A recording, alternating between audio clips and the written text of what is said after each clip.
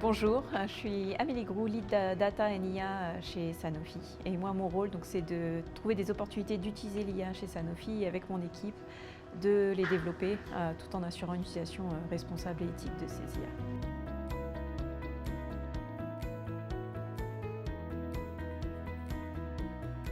Il faut savoir que chez Sanofi, étant une entreprise pharmaceutique, ce n'est pas forcément l'entreprise qui vient en premier à l'esprit chez nos jeunes talents du digital pour postuler à nos postes.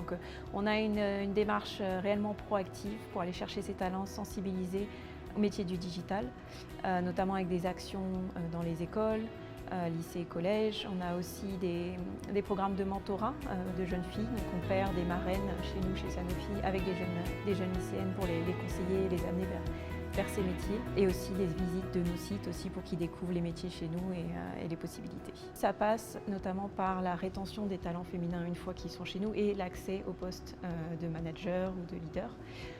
Et pour ça, on a aussi plusieurs programmes, notamment de mentorat, de coaching. Si je prends un exemple, quand on postule sur un poste en interne chez nous, on a toujours la possibilité de faire appel à un coach pendant 1h30 pour préparer l'entretien. Et donc c'est un programme qui est particulièrement apprécié chez les femmes chez nous. On a aussi un groupe de ressources pour les employés liés aussi à ces problématiques de femmes dans le monde du leadership. Donc chez nous, la politique de recrutement et de rétention des talents féminins est très, très claire et importante.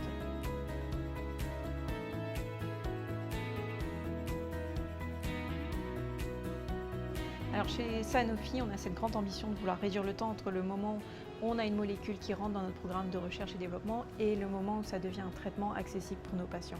Aujourd'hui, ça prend des années, c'est long, et on cherche à réduire ce temps. On voit dans l'IA un réel potentiel pour réduire ce temps, et donc on cherche des opportunités un petit peu partout dans l'entreprise, que ce soit dans la recherche et le développement, dans la production et l'approvisionnement de ces traitements, et aussi dans la commercialisation et l'accès à utiliser des IA un petit peu partout. Et donc ça passe aussi par sensibiliser nos collaborateurs sur l'utilisation de cette IA responsable afin de vraiment accélérer. Et on a notamment aussi une entreprise globale pour nos employés qui est Concierge, qui est aujourd'hui notre ChatGPT interne et qui a l'avantage d'avoir les possibilités de ChatGPT, mais rester à l'intérieur de Sanofi, donc on n'a pas le risque de perdre des données, des informations sensibles.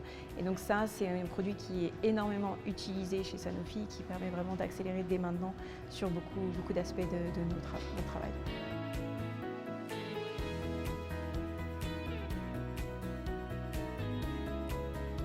Il est important de se concentrer sur une IA qui est responsable, et ça passe par plein d'aspects. La première, c'est vraiment cette sensibilisation à l'utilisation de ces IA. Une IA en elle-même, elle n'est pas genrée, elle n'est pas sexiste, c'est ce qui va alimenter cette IA, donc la donnée qu'on va donner à cette IA qui va intégrer ses biais. Et donc ça, on a le contrôle de la donnée qui rentre dans ces IA. Et donc c'est important qu'on soit vigilant sur est-ce qu'on a un équilibre homme-femme, s'il n'y a pas de biais déjà dès cette donnée qui sont intégrés dans l'IA et qui va faire que derrière, les résultats sortis par l'IA sont eux-mêmes biaisés.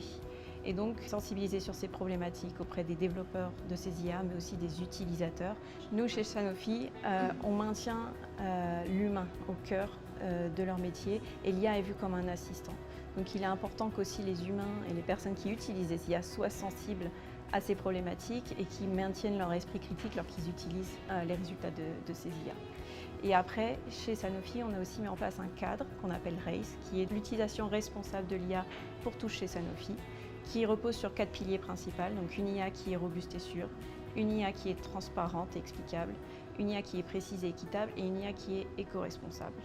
Et dans ce cadre, on a vraiment plein d'outils et de bonnes pratiques qui sont expliquées et qui sont intégrées réellement dans tous nos process opérationnels. Donc c'est vraiment quelque chose qui nous permet de suivre, d'identifier les risques, de les contrôler, de les limiter, et tout au long du cycle de vie de nos produits IA, afin qu'on maintienne vraiment un contrôle sur cette IA.